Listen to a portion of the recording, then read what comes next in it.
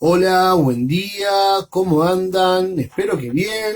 Bueno, vamos a comenzar con la clase de hoy. Hoy vamos a trabajar un tema fundamental para todos nosotros. El tema que hoy nos convoca es la comunicación, ¿sí? Comunicación, el cual es un concepto fundante en la psicología social. Si hablamos un poco de lo que significa en sí la comunicación, ¿sí? Comunicación viene de una voz latina, de origen latino, que significa poner en común. ¿Sí? Viene de comunis. Comunis quiere decir poner en común. Ahora, si nosotros nos vamos a referir a una definición un poco más clásica de lo que es la comunicación, podríamos decir una definición más de manual, ¿sí? Comunicar significa, o comunicación significa, transmisión de señales mediante un código común al emisor y al receptor. ¿Sí? ¿Vamos de vuelta? Transmisión de señales mediante un código común al emisor y al receptor. Toda comunicación tiene, de alguna manera, un objetivo concreto siempre, que es producir un impacto en el otro, generar en el otro una respuesta. ¿Por qué uno se comunica? ¿Para qué? Y justamente para producir un impacto en el otro y que el otro algo no conteste, o obtener algo del otro. ¿Sí? Esto sería la idea de ¿por qué me comunico? Y porque quiero causar un impacto en el otro. Si no, me quedo callado. Si no, nos quedamos callados. ¿Sí? Esto de la comunicación, esto de buscar un impacto en el otro, buscar una respuesta en el otro.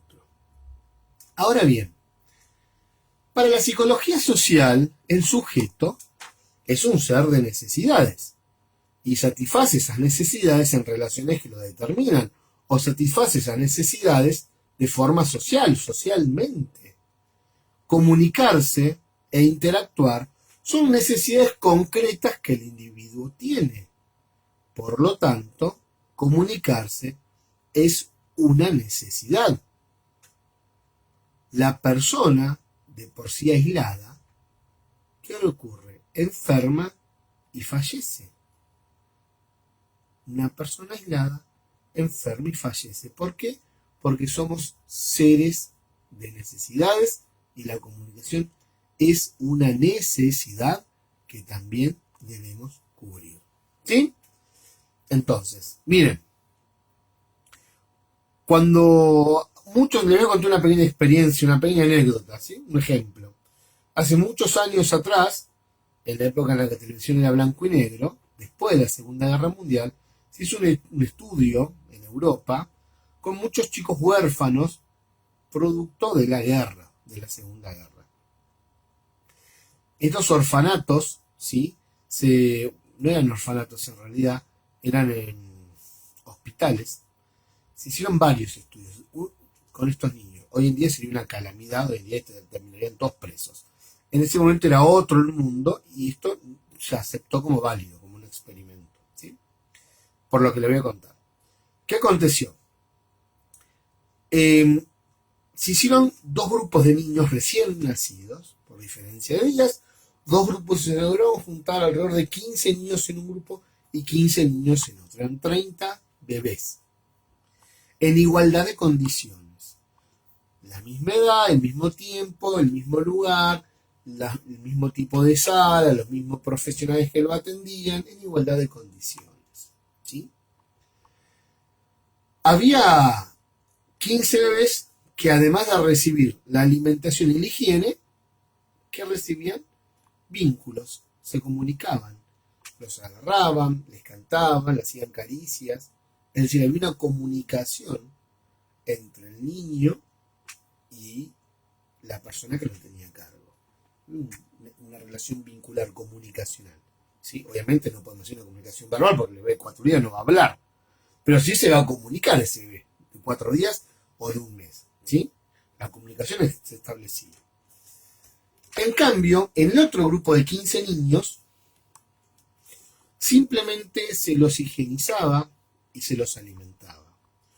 no había ningún tipo de acto comunicacional con ellos. Nadie les hablaba, nadie les cantaba, nadie los tocaba más que para higienizarlos, nadie se vinculaba con ellos. En el transcurso de unos meses, los 15 chicos que habían estado solamente asistidos en materia de higiene y alimentación, habían fallecido en su totalidad. En cambio, los otros 15 chicos que habían recibido, además de la alimentación y la higiene, la parte humana, la parte comunicacional, el vínculo, el contacto con el otro, habían sobrevivido. ¿Sí? Teniendo en cuenta eso, podemos decir también que la comunicación, chicos, entonces, la vinculación es una necesidad que como sujetos tenemos que cubrir. ¿Sí? Por eso decimos que la persona aislada enferma y fallece. Bien, arranquemos entonces por algo conocido por todos. Creo que a esta altura todos en algún momento de nuestra vida, y si no, hacer memoria, porque no les creo, porque estaba en todos los programas de educación, vieron, trabajaron y estudiaron el circuito comunicacional o el esquema comunicacional. ¿Se acuerdan de este esquema que había un emisor, un receptor, un mensaje, un código, un canal? Había ruidos, ¿sí? Que podían ser estos ruidos internos o externos, ¿sí? Creo que ya les dije que había un código, y después había la respuesta que iba del receptor al emisor, que a eso llamábamos nosotros retroalimentación. ¿Sí? Evaluemos un poquito entonces cada una de estas partes.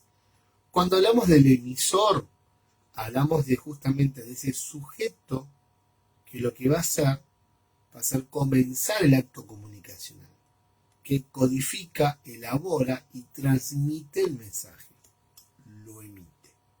¿Sí? Del otro lado va a estar el receptor. El receptor, ¿qué hace? Recibe, decodifica e interpreta ese mensaje. ¿Sí? El mensaje es el contenido informativo que el emisor transmite al receptor a través de unos, podríamos decir, signos simbólicos seleccionados por el emisor. Puede ser oral, escrito o gestual. ¿Sí? El canal es el medio físico por el cual se transmite el mensaje. Por ejemplo, podemos hablar del aire o del papel. El aire cuando hablamos, el papel cuando escribimos, un teléfono, un correo electrónico, una pantalla visual, una pantalla virtual. ¿Sí? Ahora, emisor, receptor, mensaje, canal, falta el código.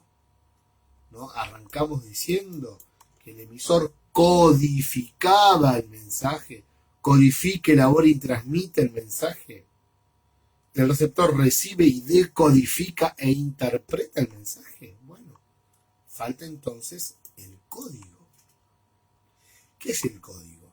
El código es la lengua o es el sistema de signos común entre el emisor y el receptor. Normalmente, ¿sí?, se aplican letras y números. Si es escrito, habrá signos de puntuación también. Si es oral, habrá cierta entonación, además de determinados gestos que uno pueda llegar a tener. ¿Sí? Es decir, en tanto y en cuanto la comunicación se dé de persona a persona, obviamente. ¿Sí? Si el código no es común a ambas partes, la comunicación puede verse afectada, mal lograda, podríamos llegar a decir. Si yo empiezo a hablar en inglés, yo por ejemplo sé inglés, si yo el resto de la clase la continúo en inglés, No sé cuántos de ustedes podrán seguir la clase. Tal vez puedan seguirla todos. Entonces el código va a ser común. Tal vez puedan seguirlo algunos. Entonces ya no hay un código común. Hay un código común con algunos, pero no con toda la clase. Porque yo hablo inglés, envío un mensaje, el alumno del otro lado, ustedes del otro lado, recepcionan algunos, no todos. Y pueden decodificar lo que yo estoy diciendo. ¿Sí? Bien. Código. Entonces la lengua. ¿Sí? Ese conjunto dijimos, de ese sistema de palabras, la lengua, ese sistema de signos, ¿sí? Común siempre, entre el emisor y el receptor. Si no, comienza lo mal logrado de la comunicación. Después hablamos que esta comunicación que se transmitiría, que debería de ser, ya lo vamos a ver, clara, franca, directa, permanente y dialéctica, muchas veces no se consigue, ¿sí? No se logra, hablamos recién de una comunicación mal lograda. ¿Por qué? ¿Solamente por el código? No, porque también se dan otros tipos de ruidos en la comunicación. Y esos ruidos reciben el nombre de filtros. Decimos que en toda comunicación existe siempre algún nivel de interferencia.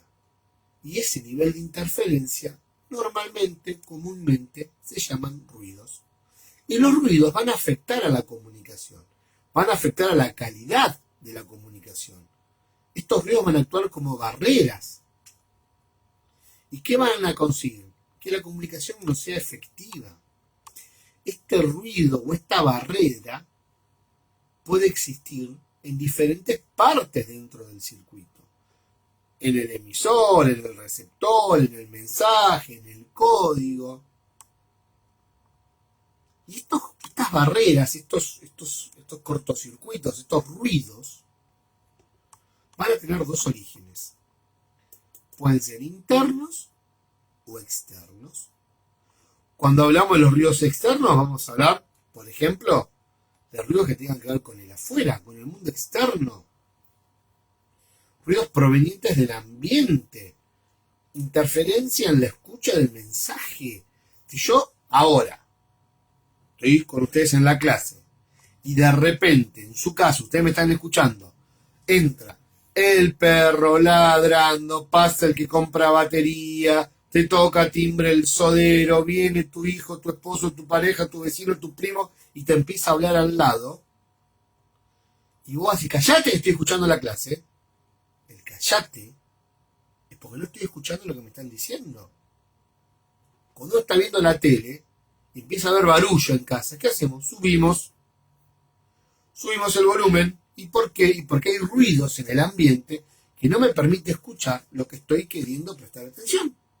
No termino de escuchar del todo, subo el volumen. Yo vivo con una niña de 5 años, con un nenito de 1 año y medio, sí, que son mis hijos, y con mi esposa. ¿Saben lo que es la hora de la comida? Intentar ver una serie, imposible, el volumen a 70. Porque María Paz, mi hija, me habla, Beltrán llora el año y medio porque todo quiere y nada puede, y todo llora, todo es llanto, mi señora que me quiere contar cosas, y yo que Dios quiero escuchar un poco la tele. A 70 el volumen. Y llega un momento que uno como termina aturdido.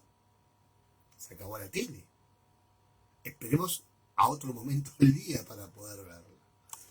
Todos esos son ruidos externos, entonces.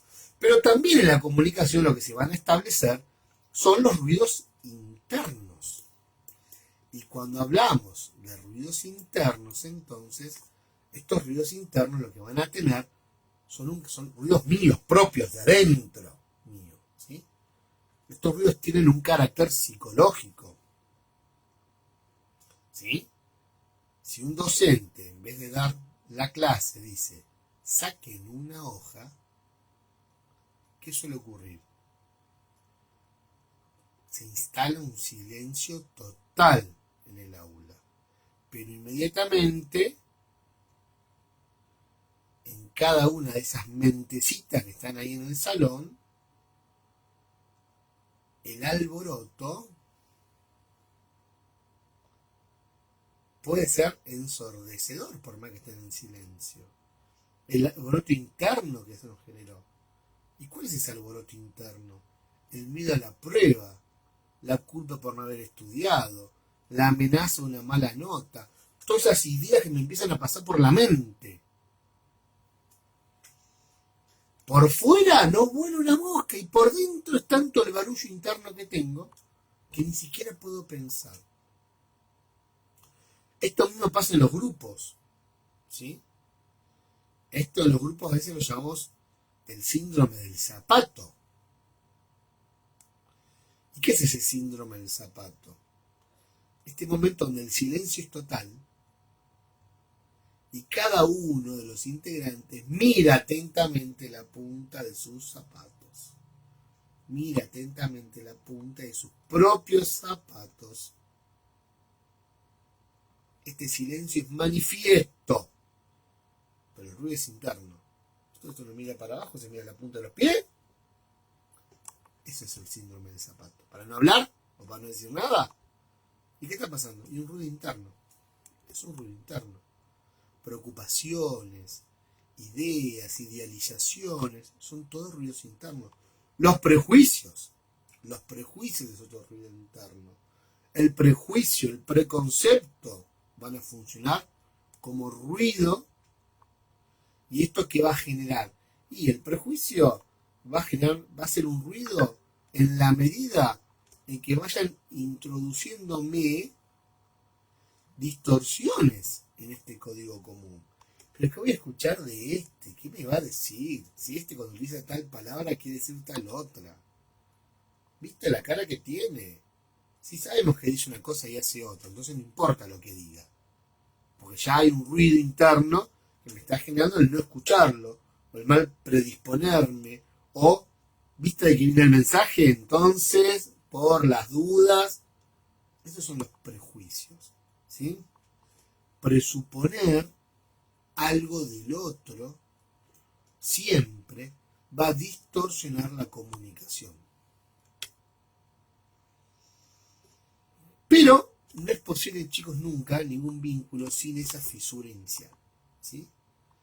Lo que sigue sería retirar del otro toda la adjudicación, unificar los códigos, intentar suturar la fisura entre lo que creo que es y lo que es realmente, ¿sí? Pero estos ruidos internos dificultan tanto la comunicación como los ruidos externos, ¿sí? ¿Qué otro tipo de elementos hayamos hablado? Hablamos del emisor, del canal, del código, del mensaje, del receptor, de los ruidos. Creo que más o menos estaríamos con todos, creo, ¿no? Ruido. No, el contexto. El contexto también, o el referente. El contexto o el referente es el tema al que refiere el mensaje, la realidad que es referida, la realidad que es percibida a través del mismo. Sería el entorno del mensaje que se está transmitiendo, ¿sí? El contexto dentro del cual este mensaje se va a empezar a transmitir, ¿sí? Y este contexto que termina rodeando al acto comunicacional y que influye significativamente en el mensaje. Es ese conjunto de circunstancias que rodean a este acto comunicacional, el contexto, ¿sí? ¿Dónde se transmitió el mensaje? ¿En qué lugar? ¿En qué situación? Ahora sí, estaba dudando porque me está faltando algo, el contexto. Por último, la retroalimentación. Pero para hablar de retroalimentación, vamos a esperar un poquito y vamos a ir avanzando un poquito más en esto de la teoría, ¿sí? Bien. Vamos a ir pensando algo. Voy a hablar del emisor. Yo voy pensando algo. Me voy acordando de cosas que me quiero contarles. Creo que el tiempo es tirano y yo quiero contarles todo. Cuando hablamos de emisor y receptor hoy, lo que no les dije es que el emisor o el receptor, ¿sí? Si bien les conté que el emisor era aquel que transmitía la información, no les dije quién podía ser un emisor. Y un emisor puede ser un sujeto, un individuo, puede ser un grupo o una máquina. Y el receptor exactamente lo mismo. Dijimos que el receptor era aquel individuo o que recibía la información. Pero que este individuo, yo lo hablamos con un individuo, también puede ser un grupo. Y también puede ser una máquina. Como Juan, emisor, receptor, ¿qué me estás diciendo? Como un individuo ya lo tenemos claro. Como un grupo. Y si yo como docente les hablo a ustedes que son un grupo de alumnos, emisor es un individuo, pero el receptor es un grupo de alumnos. Emisor y el receptor. Y cuando un grupo lleva una demanda, una pregunta, un algo, a una autoridad, es un grupo que está acercando una duda, una inquietud. Del grupo a lo individual. Y a mí me han llamado más de una vez un montón de políticos por teléfono. Hola, te habla José Martínez, candidato a tal cosa. Quiero contarte que, pará, no es José Martínez el que me está hablando, es una máquina la que me está hablando. Y se está comunicando conmigo, y yo lo estoy escuchando. O viceversa, llamo por teléfono y que un contestador dejo un mensaje. ¿Sí? O te querés comunicar con no quiero dar nombres, pero las compañías de teléfono, de telefonía, de cable, de internet. Nunca te atiende una persona física. Siempre te atiende una máquina. Además, muchas veces te resolves el tema con la máquina. Te metes en una página de internet y dice, hola, cuando puedes chatear o mandar mensajes por WhatsApp. Hola, soy fulanito, el robotito que te va a acompañar en esta cosa. Y empezamos a chatear con un robot. ¿Sí? Entonces esto de tener presente esto del emisor y el receptor puede darse no solamente de individuo a individuo, sino también esto de individuo a grupo, individuo a máquina, o de máquina a individuo, o de máquina a grupo, ¿sí? O de máquina a máquina. Me llama José Martínez y lo atiende mi contestador telefónico y José Martínez se va a quedar hablando con mi contestador. De máquina a máquina. ¿Sí? Bueno. Dentro de este tema de la que es la comunicación, nosotros vamos a profundizar con un autor que se llama Paul Watzlawick, ¿sí? Este autor desarrolla, entre otras cosas, un gran catedrático, que ahora charlaremos un poquito sobre él, desarrolla lo que se conoció con el nombre, lo que él denominó Teoría de la Comunicación Humana, su obra culmen. Apenas me voy a introducir en esto, y digo apenas, porque ustedes en la próxima clase, un poquito más adelante, van a desarrollar el corazón de esta obra, ¿sí? Que son los axiomas comunicacionales. Ahora presento el autor y empezamos a introducir en el mundo lo que es la teoría de la comunicación humana. Paul Watzlawick, ¿sí? En realidad, no suena mucho más difícil escribirlo, resulta mucho más difícil escribirlo que pronunciarlo, ¿sí? Paul Watzlawick era un austríaco. Les cuento que el nombre se escribe con doble B. Este apellido tiene W, Z, W de vuelta, C, K. Se deletrea como W-A-T-Z-L-A-W-I-C-K.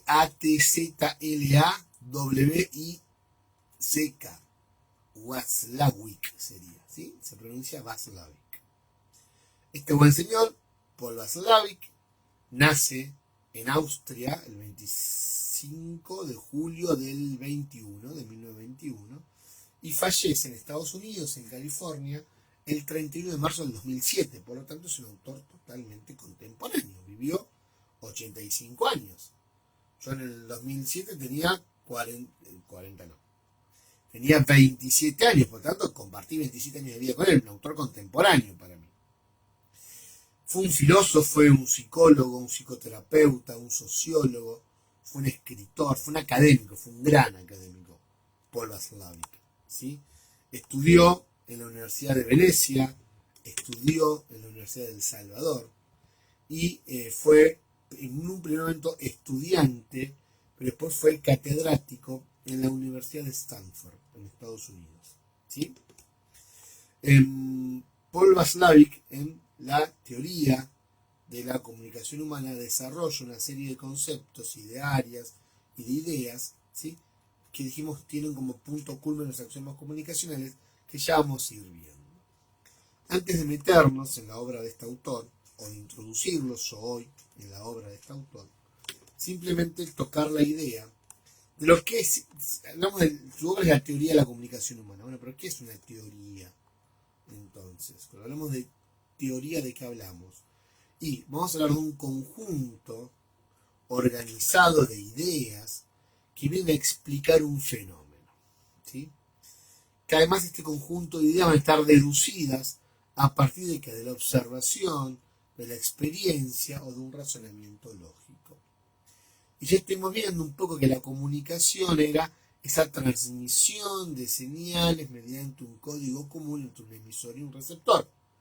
Entonces, cuando hablamos de teoría de la comunicación, estamos hablando de ese conjunto de ideas que explican la comunicación humana.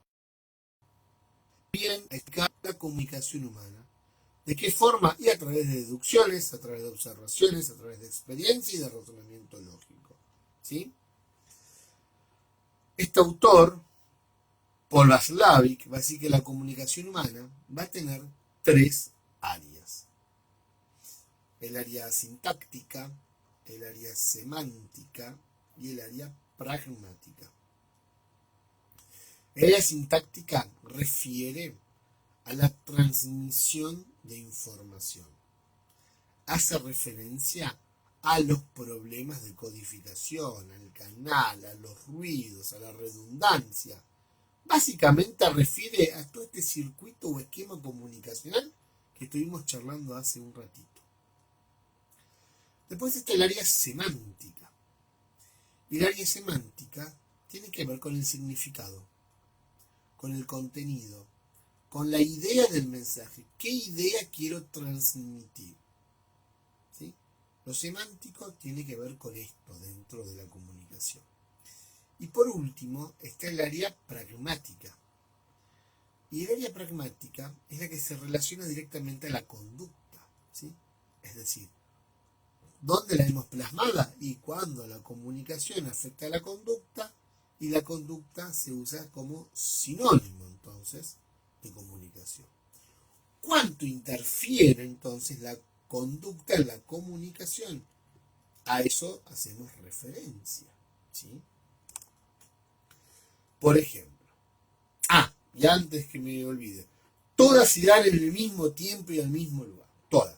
En el acto comunicacional entra en juego el área sintáctica, semántica y pragmática. A ver, nosotros nos estamos comunicando en este momento. ¿Hay una transmisión de información? Sí. ¿Hay un emisor? Sí, yo. ¿Hay un receptor? Sí, ustedes. ¿Hay un mensaje? Sí, está el mensaje presente. ¿Hay un código? Sí. ¿Hay un canal? Sí. ¿Hay ruidos? También. ¿Hay un contexto? Hay un contexto. Todo eso tiene que ver con el área sintáctica. Semántica. ¿Qué idea les estoy transmitiendo? ¿Cuál es el contenido de la clase? Ese es el área. ¿Qué significado tiene? Ese es el área semántica. Y estamos charlando sobre teoría de comunicación humana. Bueno. Pragmática. La conducta, mírenme cómo estoy moviendo las manos, o los diferentes tonos de voces, o cuando yo muevo el cuerpo. ¿Entra o no entra en juego la conducta? Y sí, también entra en juego. Pero es sintáctica, no. Es semántica, no. Cuando hablamos de conducta o de comunicación analógica, decimos, también entra en juego esto de lo pragmático, o entra en juego, mejor dicho, esto de lo pragmático. Hoy hablábamos dentro de el circuito comunicacional lo que era la retroalimentación. Y acá yo le dije, lo vamos a ver un poquito más adelante. No se preocupen, porque esto lo vamos a tocar un poquito más adelante. Llegó el momento de hablar de retroalimentación. Hay dos tipos de retroalimentación. Una que es positiva y otra que es negativa, ¿sí?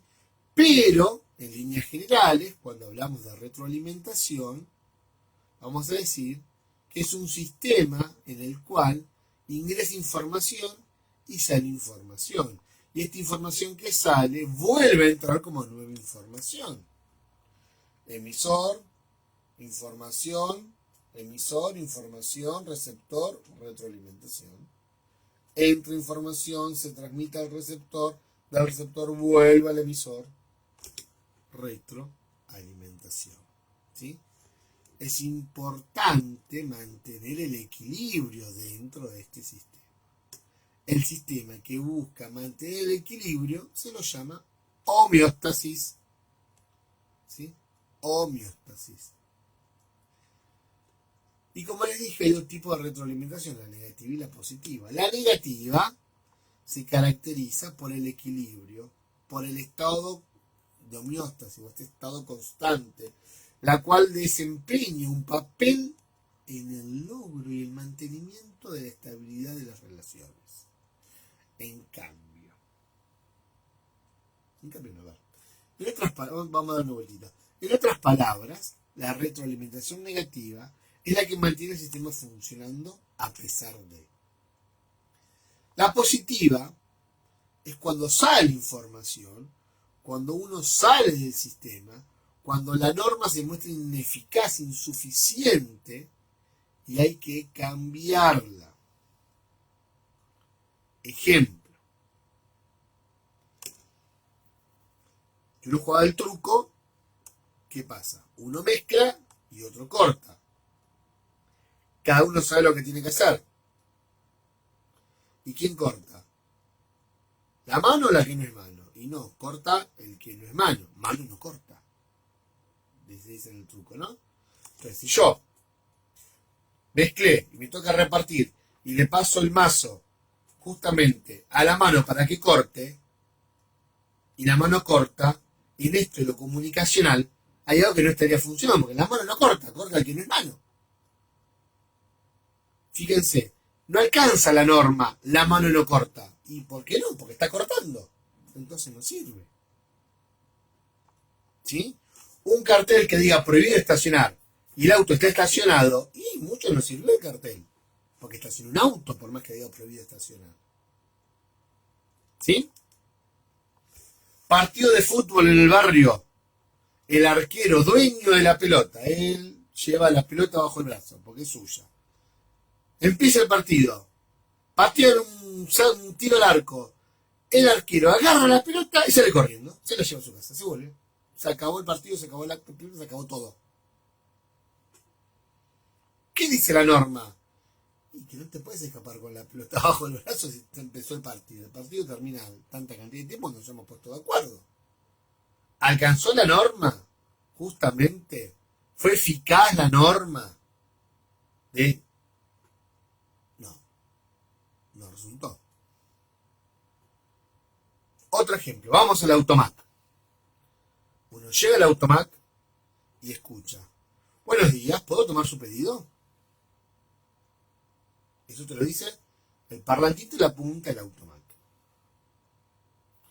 Y supongamos que uno ignorara lo que dice el parlantito.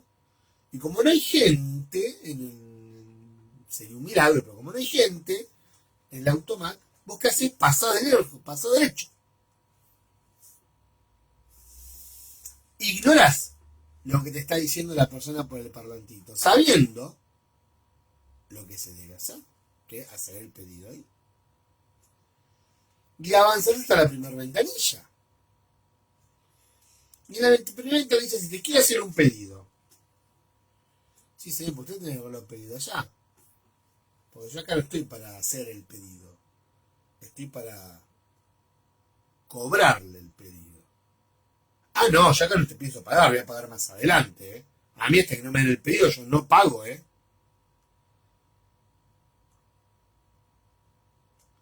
En el parlantito se pide, acá se paga, y en la tercera ventanilla se retira. Yo, si te pago, me voy con el pedido desde acá.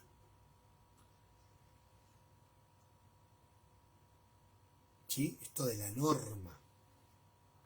¿Alcanza la norma? No, no alcanza la norma. ¿Sí? Bien. Existen otros dos conceptos claves dentro de la teoría de la comunicación humana, que es el de redundancia y el de metacomunicación, que es lo que vamos a trabajar ahora para ir redondeando la clase del día de hoy. Cuando hablamos de redundancia, la redundancia es la repetición de sonidos, de palabras, de construcciones. ¿Para qué? Para expresar una idea que ya se ha manifestado anteriormente, no es nada nuevo. Por eso decimos que es redundante. Es decir, comienzo a emplear palabras innecesarias para expresar una idea,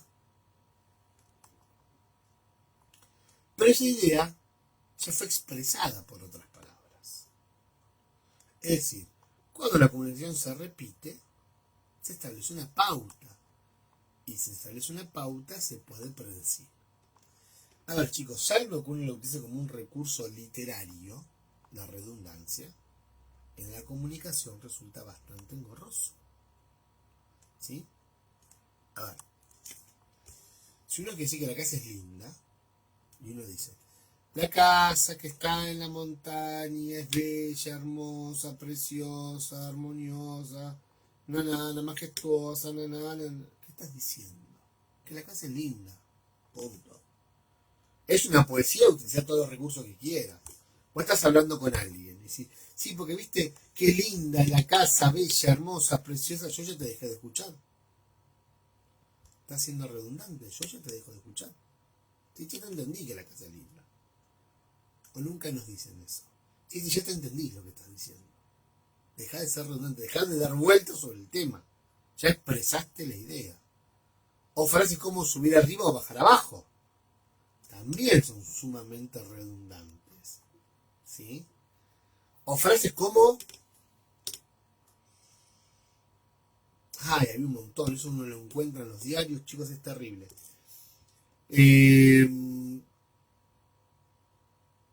A ver, ejemplo, un cartel que diga podólogo para pies. Y sí, podólogo para pies. Sí. Hay podólogos que no son para los pies, que te hacen que las manos, los podólogos, no, los pies. Electricidad eléctrica. Y sí. Sí. Aunque este ejemplo me lo debate terriblemente un amigo mío que es ingeniero eléctrico, hay diferentes tipos de electricidad, así que esa frase no es redundante. Bueno, para mí sí es redundante. Se busca empleado para trabajar. También resultaría redundante, ¿no? Se pintan casas a domicilio con pintura. Jodeme, ¿qué? ¿Se pueden pintar casas que no sean a domicilio? ¿Vos tenés que llevar la casa a lo del pintor y te la van a pintar con algo que no sea pintura? ¿No es redundante? 3 difuntos fallecieron por ser asesinados. Pará, sí, hay 3 muertos, me estás diciendo. Bueno, todos esos son comentarios redundantes. ¿Sí? Totalmente redundantes. Bien. Vamos con el último de los conceptos, que es el de la metacomunicación. La metacomunicación es la comunicación que habla acerca de la comunicación en sí misma. ¿Sí? Es cuestionarse lo que dijo la otra persona, reflexionar sobre lo que el otro está diciendo. Tiene que ver con la idea del cómo. ¿Cómo tengo que entender lo que el otro me está diciendo? Porque el otro me está diciendo algo. Y yo tengo que interpretar lo que el otro me está diciendo. Cuando una madre le dice al hijo, te mato, porque te sacaste una mala nota, entendemos que la va a pasar muy mal el hijo, pero que no lo van a matar literalmente. En cambio, cuando a vos te dicen te mato, dame la billetera o te mato, y es un tipo armado, el mensaje es otro. La frase es la misma, el mensaje es otro. Estaba para comérselo. Puede ser una milanesa. O a ver, dejémoslo de la milanesa. ¿Qué pasa si es un bebé? Estaba para comérselo. Y se lo dice una abuela y te dice que es divino el gordo, que está hermoso. Y si se lo dice un caníbal, estaba para comérselo, no es lo mismo. ¿sí? Chupate esta mandarina. Esto es una expresión lingüística, no quiere decir que tenemos que estar chupando la mandarina, ¿sí? Fíjense cómo depende quién te lo diga, cómo uno decodifica, cómo uno interpreta ese mensaje, ¿sí? Bien, chicos, hasta acá la clase de hoy. Hemos trabajado comunicación de manera general, circuito de comunicación y nos hemos introducido a la teoría de la comunicación humana. Muy buena clase, muy buena jornada, nos estamos viendo.